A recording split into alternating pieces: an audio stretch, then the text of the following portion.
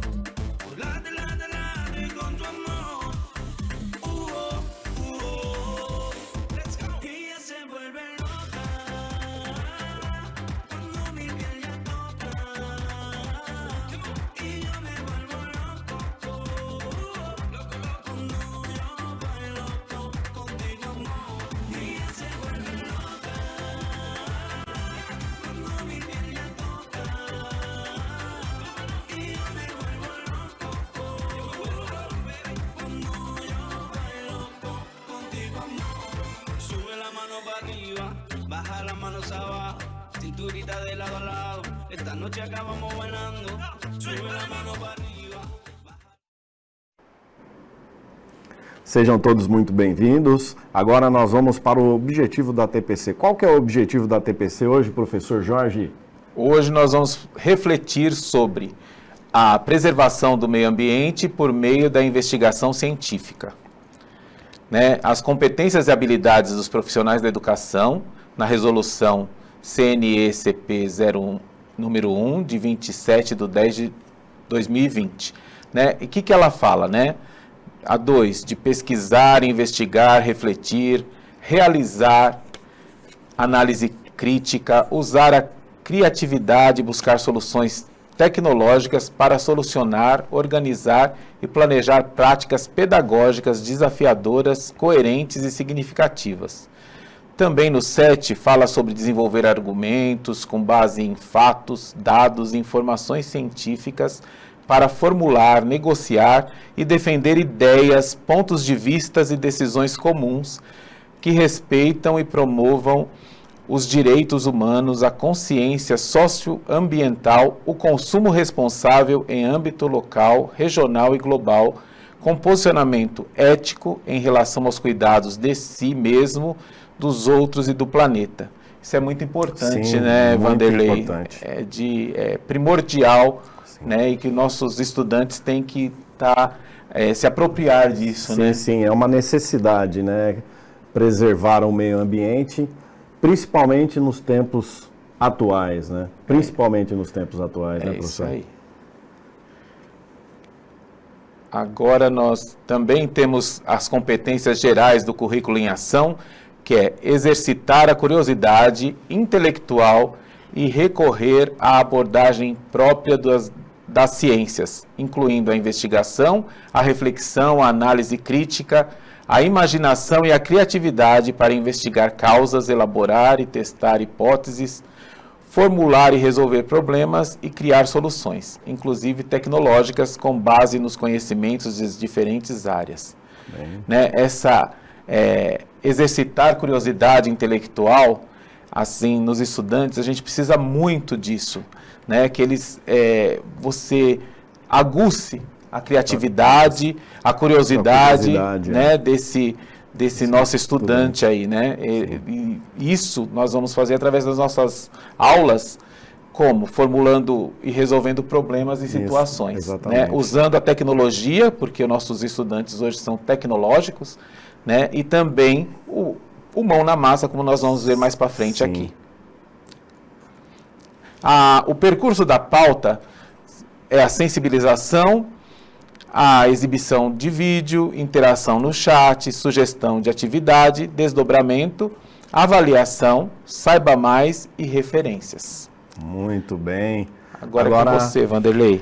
Agora nós vamos para um momento muito importante também, que é o momento de sensibilização. Nós faremos aí uma sensibilização assistindo a um vídeo, né, com o título Terra Negra, Rio Tietê, como você nunca viu. Vamos a esse importante vídeo.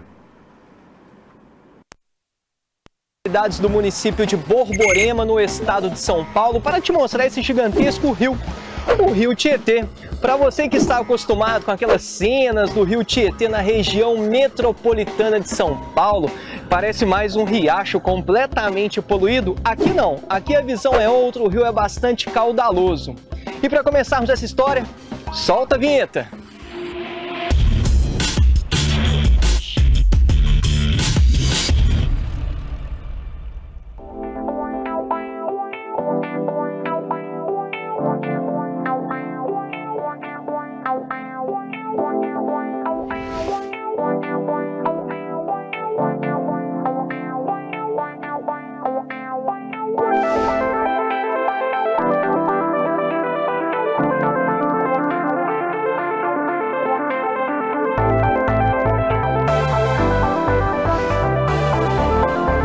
Isso aí, ó, o Rio Tietê, nós estamos aqui de frente a ele, nasce no município de Salesópolis, lá no leste de São Paulo, a aproximadamente 22 quilômetros do Oceano Atlântico, cerca de 96 quilômetros da capital, São Paulo. Esse rio, o Tietê, ele tem cerca de 1.100 quilômetros de extensão e banha 62 municípios aqui no estado de São Paulo. O mais curioso no Tietê, que ao contrário de vários rios do Brasil que correm para o mar, geralmente correm para o leste, o Rio Tietê vai para o interior, ele vai para o oeste. Esse rio em geologia é conhecido como rio cataclinal. O que é isso, um rio cataclinal? O rio cataclinal é o rio que tem o seu curso associado ao mergulho das camadas rochosas. Como você pode observar aí no bloco diagrama, essa região daqui do Tietê é a região de bacia sedimentar, a famosa bacia do Paraná, onde nós temos alternância de camadas sedimentares e camadas de rochas basálticas, como essa aqui, ó, rochas vulcânicas. O que acontece é que nessa região nós temos uma forma de relevo famosa, as cuestas, e o rio cataclinal, que é o caso do rio Tietê, ele vai correr de acordo com o mergulho dessas camadas rochosas, até desaguar lá na sua foz, no rio Paraná, no extremo oeste do estado de São Paulo. No Brasil, nós temos mais dois exemplos de rios cataclinais, como o rio Paranapanema, ao sul de onde nós estamos, e lá no Paraná, o rio Iguaçu. São rios que têm um curso muito parecido com o curso do rio Tietê. Eles estão até, se você observar no mapa, numa sequência paralela, Tietê, Paranapanema e Iguaçu. Então, pessoal, podemos destacar aqui duas formas de utilização do rio Tietê. A primeira diz respeito ao transporte, a constituição de uma hidrovia juntamente com o rio Paraná. Daí a formação da hidrovia Tietê-Paraná, que é utilizada sobretudo para o escoamento de grãos em direção ao Rio da Prata. Este rio também é aproveitado para a produção de energia hidrelétrica. E de acordo com os estudos que você já fez, você deve estar com um questionamento. Se nós temos uma hidrovia, como que este rio pode ser aproveitado também para a produção de energia hidrelétrica? Uma vez que as hidrelétricas são instaladas normalmente em rios acidentados. Para viabilizarmos o transporte por este rio, nós temos a constituição de eclusas. As eclusas funcionam como elevadores hidráulicos que viabilizam o transporte em áreas onde nós temos declives. As eclusas normalmente estão associadas às barragens das usinas hidrelétricas. As barragens funcionam como reservatórios de água para a produção de energia hidrelétrica, mas também como reguladoras do fluxo de água ao longo do leito do rio. Dentre as usinas hidrelétricas que estão ao longo do rio Tietê, podemos destacar a usina de Promissão, assim como a usina de Três Irmãos. Estas usinas abastecem o gigantesco coração econômico do Brasil, do ponto de vista energético, que é o estado de São Paulo. A demanda energética é muito grande, portanto, há grande necessidade também de produção de energia hidrelétrica. No que diz respeito à hidrovia, vamos verticalizar um pouco. No rio Tietê, nós temos cerca de 800 quilômetros navegáveis. Já no rio Paraná, hidrovia Tietê-Paraná, no rio Paraná são 1.600 quilômetros. Essa hidrovia é muito utilizada para o escoamento dos grãos, por exemplo, do Centro-Oeste. A soja é escoada através dessa hidrovia para o Porto de Santos. Aí você pensa, como assim?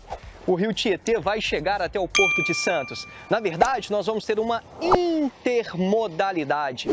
Em Pederneiras, o rio Tietê chega em Pederneiras e a partir daí a soja continua sendo escoada através do meio ferroviário. Portanto, a intermodalidade favorece a logística nessa região. Agora, um ponto interessante é a questão da positividade do transporte hidroviário. Para transportarmos 1.000 toneladas por quilômetro no meio hidroviário, nós temos aí uma dispersão na atmosfera de cerca de 70 gramas de monóxido de carbono. Só para você comparar, no transporte rodoviário, transportando também 1.000 toneladas por quilômetro, nós temos aproximadamente 220 gramas de monóxido de carbono. Portanto, é um transporte com grande capacidade de carga e com baixa poluição atmosférica. No contexto do transporte hidroviário, a gente não poderia deixar de abordar o que aconteceu no intervalo entre 2014 e 2016. Nós tivemos um comprometimento do transporte de grandes volumes de cargas no rio Tietê. Essa hidrovia ficou basicamente parada por dois motivos. O primeiro motivo, uma certa escassez hídrica, uma redução da pluviosidade que comprometeu o volume do rio. Além disso, podemos destacar também a necessidade de manutenção da produção de energia hidrelétrica. As barragens que funcionam como reguladoras do volume do rio acabaram sendo abertas para a manutenção da produção de energia hidrelétrica. Desta forma, com a maior vazão nas usinas hidrelétricas, nós tivemos um rebaixamento em alguns trechos do rio Tietê, comprometendo, portanto, a navegação. Muito bem, um vídeo muito interessante, né? O rio Tietê nasce no município de Salesópolis, no leste da metrópole paulista, a apenas 22 quilômetros do litoral. Possui 1.100 quilômetros de extensão, banhando aí 26 municípios. Mas o curioso é que ele não corre em direção ao leste, ele vai para o interior, corre para o oeste. É um rio com essa característica chamada de cataclinal, ou seja, proveniente de cataclismos, que por sua vez trata-se de uma revolução geológica ou desastre natural. A região do Rio Tietê, da Bacia do Paraná, possui alternância entre rochas basálticas e areníticas. No Brasil, outros dois exemplos clássicos, o Rio Paranapanema e o Rio Iguaçu. Agora nós vamos solicitar a participação de todos aí, de todos os professores e professoras, respondendo aí uma pergunta no chat, né? Quais rios são utilizados na cidade de São Paulo e que abastecem a cidade? Tempo na tela.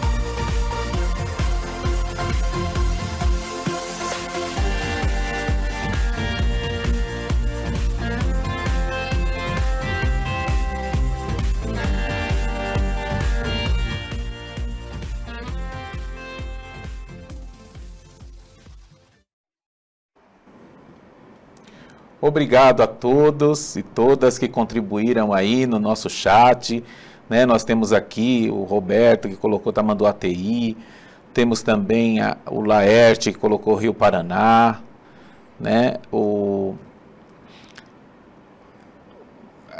Elias, Rio Tietê, né? O Vanderlei vai estar falando aí sobre essa parte. Nós agradecemos a interação de vocês aqui conosco. E o Vanderlei vai complementar agora e vai tirar essa dúvida da gente. Muito bem, agradecemos aí a participação de todos no chat, é muito importante a participação de vocês.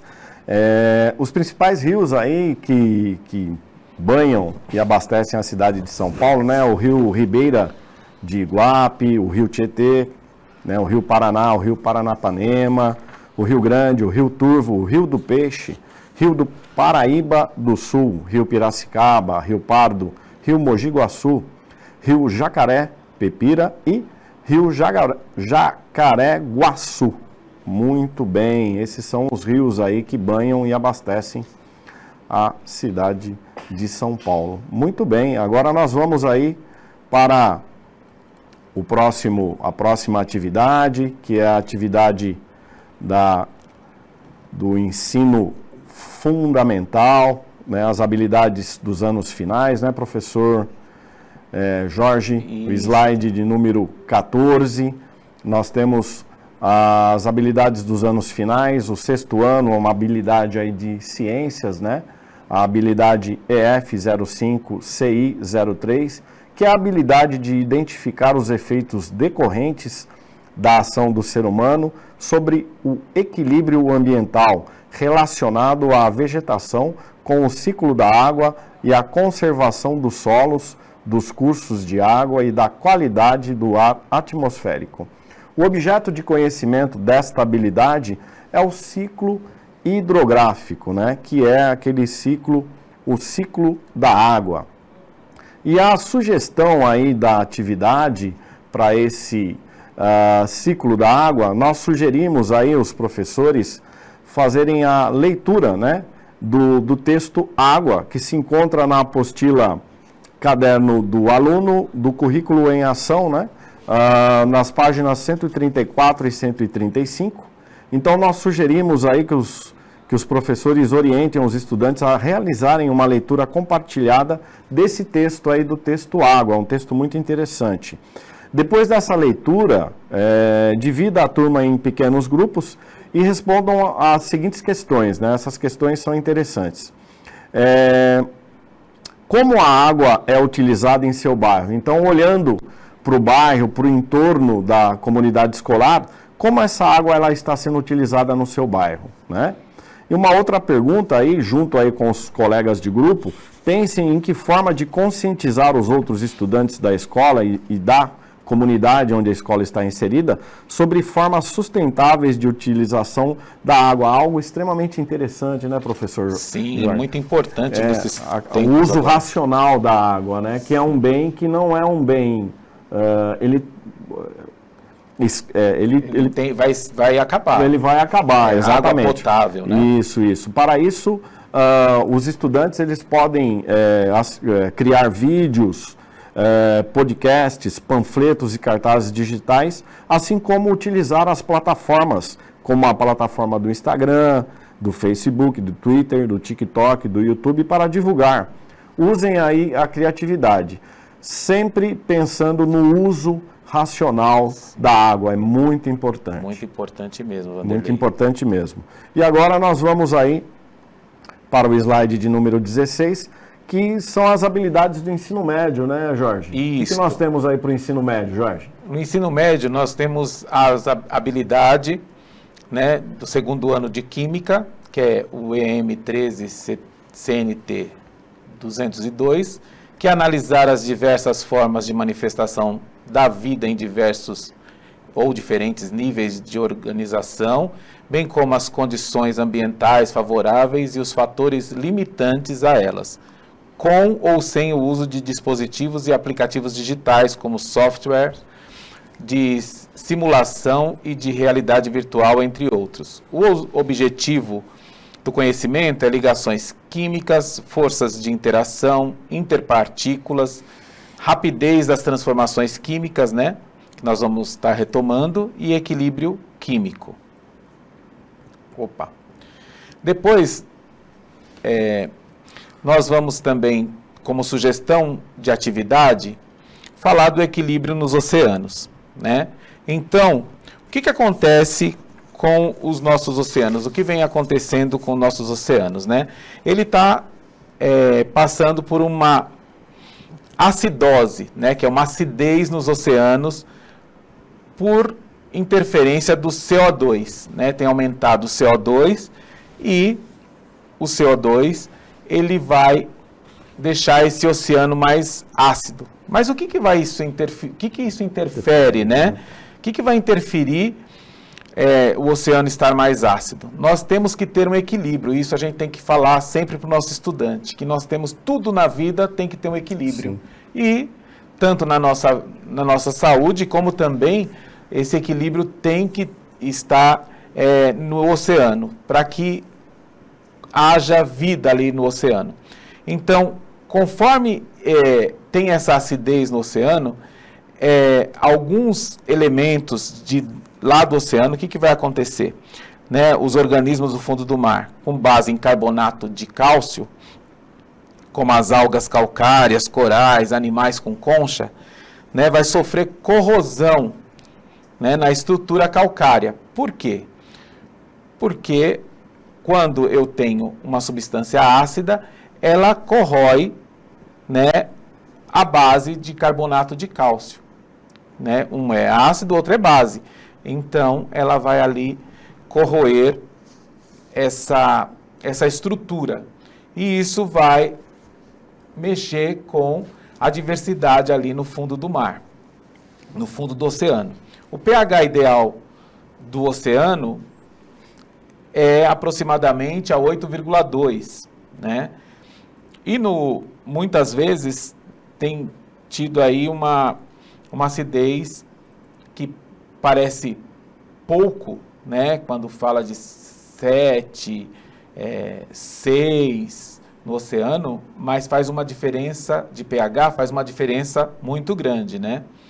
Daí na sugestão fala, né, para eles analisarem a imagem, para eles verem a vida marinha, né, o que acontece, também todo esse colorido que a gente vê aí nessa sugestão de atividade vai sumindo, vai deixando de existir. Por quê? Conforme a acidez e a basilidade no oceano é que vão formando essas cores, né? Então, dependendo se ficar mais ácido, vão sumir algumas cores, ok? Nós vamos ver isso já no Mão na Massa também. E uma outra coisa é que fala sobre aquário, o que é o pH, para vocês falarem para eles, né, o potencial de hidrogênio que tem nas substâncias, né? E esse pH é o que vai medir, né, se está mais ácido, mais básico, ok? Ótimo. Né? E também, Vanderlei, muitas pessoas têm aquário em casa, né? Então eles podem, eles sabem, muitos que têm aquário, os adolescentes, os jovens que têm aquário, têm que medir o pH dessa água para que não morram os peixes que estão lá, né? É muito importante então, isso. no aquário, o pH aceitável para peixes de água doce é de 6 a 7,8. Né? Nos oceanos, tem que ter um pH ideal próximo a 8,2. Já de água doce, 6 a 7,8, aí é o pH nos aquários. Né? Então, o que você pode, professor, fazer para esse estudante? Eu vou fazer uma demonstração aqui sobre pH. Eu trouxe aqui um ácido, que é o ácido acético, ok? E trouxe também o bicarbonato de sódio. E eu trouxe as fitinhas de pH, né? Que são essas fitinhas aqui, que eu vou medir o pH. Conforme a cor, vai mudando o pH. Tá bom? Tem a tabela para você olhar. Por enquanto eu não coloquei nada na água, então vamos medir o pH dessa água. Eu mergulho, deixo alguns minutinhos. Não precisa ser alguns minutinhos, segundos, né? Sim. E vou medir esse pH. Por exemplo, aqui, onde eu coloco para ver melhor. Ó, tá quase o pH 7, que é o neutro, que é realmente o que nós precisamos, né, o pH neutro. Tá em equilíbrio aí a nossa água. Aí eu vou colocar um pouquinho de bicarbonato. O bicarbonato é o quê? É uma base. E no outro, eu vou colocar um pouquinho de Ácido acético, o vinagre. Ácido acético, a gente já sabe que vai ficar uma solução ácida e uma solução básica que nós temos. E nós vamos medir esse pH. Vamos dissolver. E aqui a água com vinagre. Na água com vinagre eu vou medir o pH aqui na água com vinagre. Já teve o pH alterado, né? Já. Aqui já está alterado. E nós vamos olhar na tabelinha. Vamos ver. Ó, aqui, ó. Então, 3, ó. pH 3, bem ácido. Sim. Quanto mais diminui, né? Quando vai diminuindo, ele vai ficando mais ácido. Então, aqui tá no 3. E vamos ver o básico.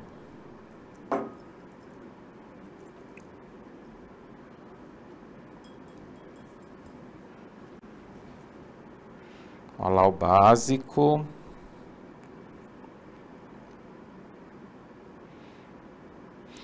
Não fica bem parecido, mas a cor de cima você vê que já dá uma diferença, tá vendo, ó? Mas se você colocar por aqui, vai ficar entre 8 e 9, que é o ideal que tem que ter nos oceanos. Então aí você pode usar isso com ele, falando tanto com o seu estudante, tanto falando do ácido e base que tem nos oceanos, na água, né, com uma água alcalina, é melhor, né, do que uma água ácida, né, também para o nosso corpo, também para a nossa saúde. Então é muito bom nós estarmos mostrando tudo isso para o nosso estudante, ok? E aí, Vanderlei, gostou da experiência? Sensacional. Ah, então tá jóia. Agora nós vamos para o momento mão na massa, professor Jorge? Isso, mão na massa, tem essa sugestão que eu dei, mas também a gente pode interagir através de mostrando o que é pH, quais as medidas tomadas pelos aquaristas para o controle de pH, né? Mostrar tudo isso para ele. E depois tem uma sugestão aqui também que está disponível, né? É só acessar o QR Code, que fala a relação entre o pH, a alcalinidade e a amônia na piscicultura. A amônia, ela é uma base. Vai colocar essa amônia lá para dar um equilíbrio na água, né? Para que possa chegar lá nos 7, 8 de pH, para produzir mais peixes, né? Para o peixe ficar maior aí, para ter uma boa produtividade aí. Então, é uma sugestão que nós temos também, que você disponibilize, que vocês assistam aí, vejam sobre esse pH aqui. Lembrando que o material que eu usei é de fácil acesso, né, que é o ácido acético, o bicarbonato, e também essas fitinhas você encontra nas lojas de aquário, né, nas lojas que tem peixe lá, que vende os aquários, você encontra essas fitinhas para fazer a medição do pH. Muito importante, Okay? Muito interessante, né? E esse processo também ele é utilizado, né, no tratamento da água da piscina, né? Sim. Necessário, né? Sim. Necessário. É. Muito importante, muito bom. Agora nós vamos aí para mais uma interação no chat. Eu peço a participação de todos vocês aí. Em que medida a formação de hoje contribuiu para o seu desenvolvimento nas práticas pedagógicas? Um minutinho na tela para nós.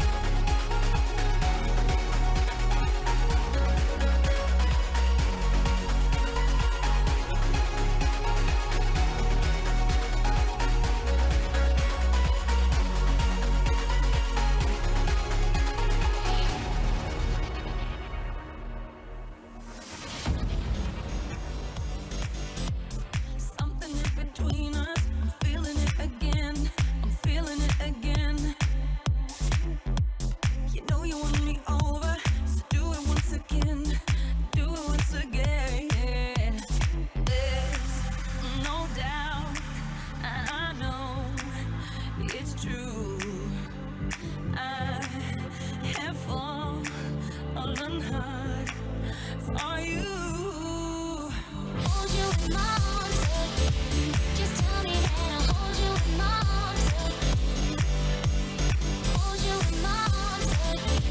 Just tell me that I'll hold you in my arms again. Just tell me that I'll just tell me that I'll just tell me that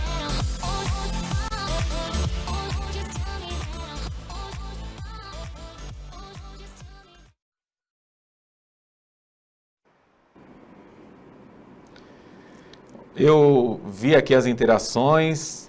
Obrigado, professores e professoras. Né? O Marco disse o experimento faz parte da aprendizagem. Isso é fundamental. Né? O aluno ele tem que sentir isso mesmo, Marco.